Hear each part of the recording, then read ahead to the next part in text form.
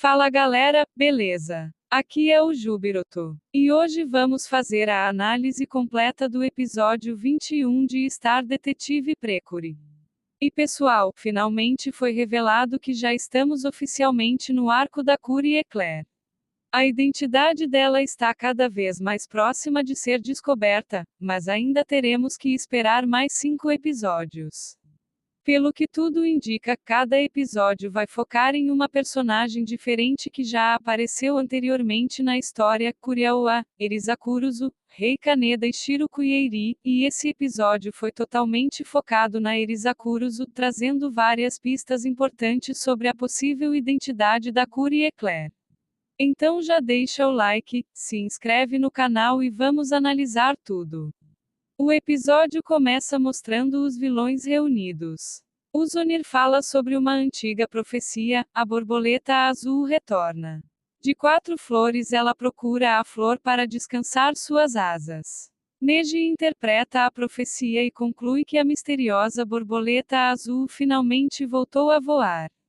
A vilã diz que existe um problema que precisa ser resolvido. Antes disso, Goemon comenta que a identidade da Curie Eclair continua desconhecida, então não existe uma forma direta de atacá-la. Neji então explica que a parte das 4 flores significa que existem 4 garotas que podem se tornar a Curie Eclair. O Zonir manda todos se concentrarem em reunir as joias Makoto, enquanto avisa que o dia prometido está chegando, mas então Luluka faz um comentário muito interessante.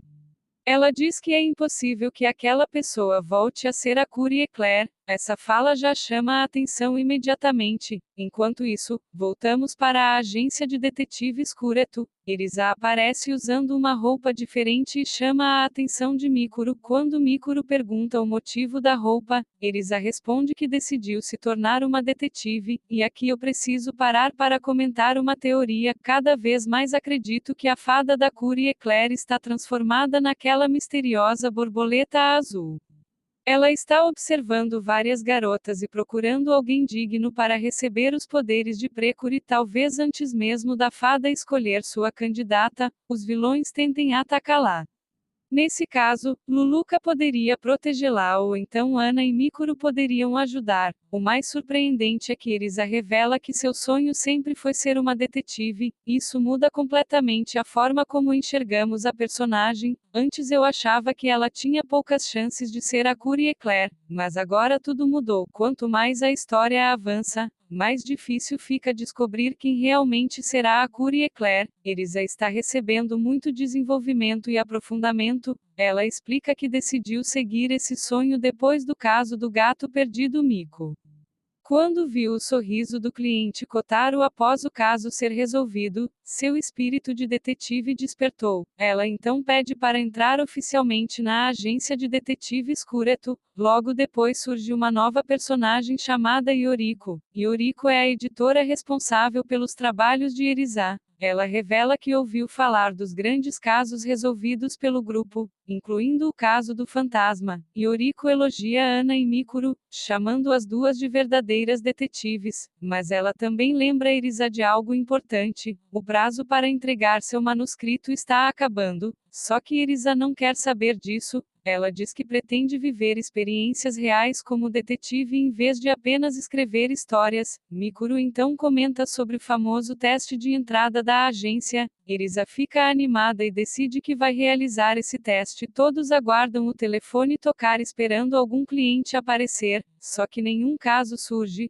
Ana comenta que não estão recebendo clientes. Mikuru explica que normalmente eles vivem ocupados, mas naquele dia não apareceu ninguém. Jet Senpai confirma que aquilo é normal, como não há nenhum caso. Ana e Mikuru resolvem mostrar toda a agência para Erisa. Primeiro elas apresentam o laboratório de Jet. Jet mostra uma invenção capaz de restaurar fotografias antigas. Ele joga um líquido especial sobre uma fotografia de 20 anos atrás e a imagem fica totalmente restaurada.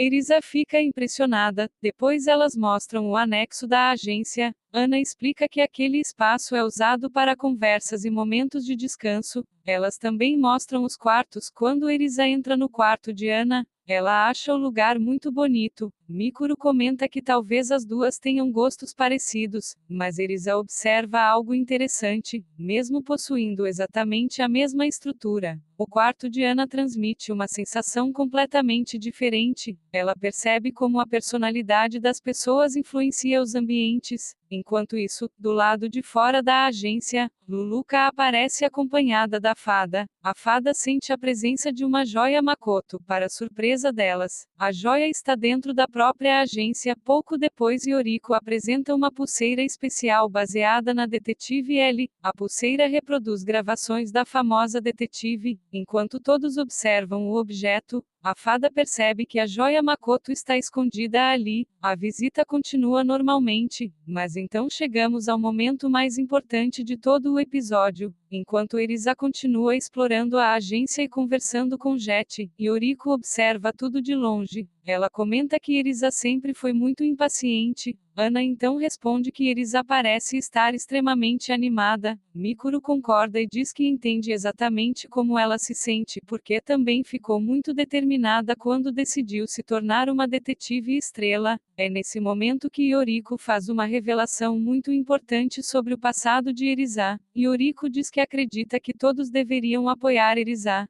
Ela explica que a série da detetive L foi seu primeiro trabalho como editora e que publicar aqueles livros foi uma experiência muito divertida e especial para ela. Mas mesmo assim, ela sempre teve um sentimento diferente quando se tratava de Erisa. Ana pergunta o motivo, então Yoriko revela algo que surpreende a todos. Ela diz que ser escritora nunca foi o verdadeiro sonho de Erisa. O sonho de infância dela era se tornar uma detetive. Ana fica surpresa e pergunta, desde a infância. Yoriko confirma imediatamente. Ela explica que Erisa sempre dizia que queria ser uma detetive de verdade e não uma romancista. Esse era o sonho que ela carregava desde pequena. Mikuru então pergunta por que ela não realizou esse sonho. Yoriko responde que não sabe todos os detalhes, mas foi a própria Erisa quem disse que não conseguiu realizá-lo. Essa revelação muda completamente a forma como enxergamos a personagem. Até agora acreditávamos que Erisa era apenas uma escritora talentosa inspirada pelo mundo dos mistérios, mas o episódio revela que ela sempre quis estar do outro lado da história. Ela queria investigar casos reais, queria ajudar pessoas, queria encontrar respostas para mistérios, queria ser uma verdadeira detetive, e isso torna toda a sua participação neste episódio ainda mais emocionante. Quando ela entra na agência de detetives Kureto, não está apenas visitando um lugar novo, ela está entrando no mundo que sempre sonhou conhecer, por isso ela demonstra tanta empolgação durante todo o episódio, por isso ela fica fascinada pelo laboratório de Jet, por isso ela observa cada detalhe dos quartos, por isso ela quer tanto passar no teste de detetive. Tudo isso acontece porque ela finalmente teve a oportunidade de se aproximar do sonho que guardou durante tantos anos. E aqui está uma das maiores pistas para a identidade da Curie Eclair. As precures normalmente surgem quando encontram algo que realmente desejam proteger ou quando têm um sonho muito forte dentro do coração. O fato de Erisa possuir um sonho tão importante e nunca ter desistido dele faz com que suas chances de ser a Curie Eclair aumentem bastante, mesmo depois de se tornar uma escritora famosa. Ela nunca abandonou completamente seu desejo de ser uma detetive, ela apenas encontrou um caminho diferente para continuar próxima desse sonho. Ela não apenas desenvolve a personagem Erisa, mas também fortalece muito sua candidatura para se tornar a misteriosa Curie Eclair. Logo depois, Pochita sente a presença de uma joia Makoto, ao mesmo tempo.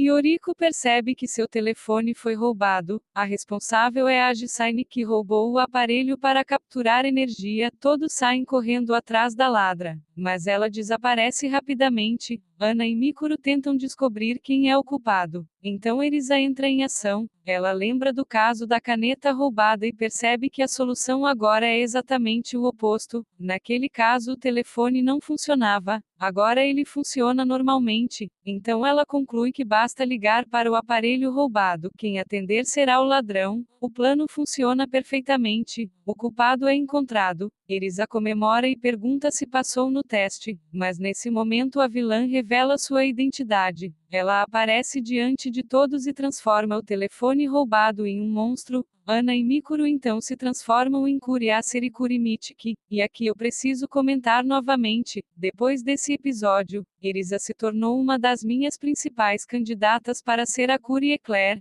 Ela finalmente revelou seu sonho verdadeiro, e esse sonho combina perfeitamente com a temática da série. O combate começa, Kurimitiki bloqueia os ataques usando seu escudo de reflexão mística, Kuriaser contra-ataca com sua poderosa energia. Durante a batalha, a vilã exige que devolvam uma fotografia da borboleta azul. Quando as garotas perguntam sobre a foto, a vilã revela algo chocante: a borboleta azul está relacionada a uma Precure chamada Curie Eclair. Jet fica completamente surpreso. A vilã então conta que a Curie Eclair apareceu anos atrás quando os vilões tentaram roubar uma enorme joia Makoto. Ela surgiu apenas uma vez e impediu seus planos. Nesse momento, Luluka aparece e se transforma em Curie Arcana Shadow. Ela tenta impedir que mais informações sejam reveladas. Curie Arcana explica que ninguém sabe quem era a Curie Eclair. Ela apareceu uma única vez e desapareceu junto da joia Makoto. Em seguida ela utiliza o ataque chuva de estrelas arcanas. A luta continua intensa, mas Kuriaser e Kurimitiki conseguem resistir. O monstro também volta ao ataque, porém Kurimitiki destrói sua lente. Logo depois Kuriaser aproveita a abertura e derrota o inimigo. A vilã foge. Depois da batalha,